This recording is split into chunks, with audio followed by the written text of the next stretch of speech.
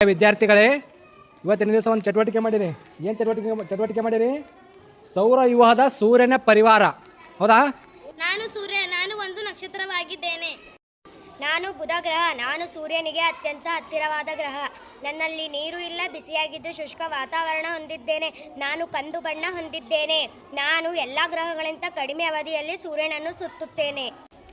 ನಾನು ಶುಕ್ರ ಗ್ರಹ. ನಾನು ಸೂರ್ಯನಿಂದ 2ನೇ ಸ್ಥಾನದಲ್ಲಿರುವ ಗ್ರಹವಾಗಿದ್ದೇನೆ. ನಾನು ಸೌರವ್ಯೂಹದಲ್ಲಿ ಅತ್ಯಂತ ಪ್ರಕಾಶಮಾನವಾದ ಗ್ರಹವಾಗಿದ್ದೇನೆ. ನನಗೆ ಬೆಳ್ಳಿಚುಕ್ಕೆ ಎಂದು ಕರೆಯುತ್ತಾರೆ. ನಾನು ಭೂಮಿ. ಈ ಗ್ರಹವು ಸೂರ್ಯನಿಂದ 3ನೇ ಗ್ರಹವಾಗಿದ್ದೇನೆ. ಜೀವಿಸಲು ಯೋಗ್ಯವಾದ ಗ್ರಹವಾಗಿದ್ದೇನೆ ಮತ್ತು ಜೀವಿಗಳಿರುವ ಏಕೈಕ ಗ್ರಹವಾಗಿದ್ದೇನೆ. ಈ ಗ್ರಹದಲ್ಲಿ ವಾಯುಗುಣ ಸಸ್ಯಗಳಿಗೆ ನೀರು ಮತ್ತು ಆಹಾರ ಪೂರೈಸುವ ವಿವಿಧ ಪ್ರಕಾರ ಮಣ್ಣುಗಳ ಅಂಶ ಈ ಗ್ರಹದಲ್ಲಿ ಕಂಡುಬರುತ್ತವೆ. ಈ ಗ್ರಹವು ಒಂದು ವಿಸ್ಮಯ ಗ್ರಹವಾಗಿದೆ. ನಾನು ಮಂಗಳ ಗ್ರಹ. ನಾನು ಸೂರ್ಯನಿಂದ 4ನೇ ಗ್ರಹವಾಗಿದ್ದೇನೆ. ಇದನ್ನು ಕೆಂಪು ಗ್ರಹ ಎಂದು ಕರೆಯುತ್ತಾರೆ. ಈ ಗ್ರಹವು ಮಂಜು ಮರುಭೂಮಿ ಅಂತಿದೆ. ನಾನು ಗುರು ಗ್ರಹ.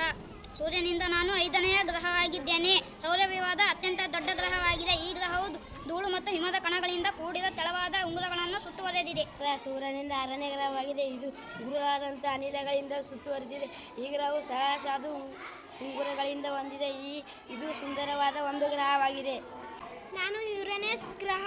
ಇದು ಸೂರ್ಯನಿಂದ 7ನೇ ಗ್ರಹವಾಗಿದೆ. ಈ ಗ್ರಹವು ನೀಲಿ ಮತ್ತು ಹಸಿರು ಬಣ್ಣವು ಮೋಡಗಳಿಂದ ಆವರಿಸಿದ ಉಂಗುರಗಳನ್ನು ಹೊಂದಿದೆ.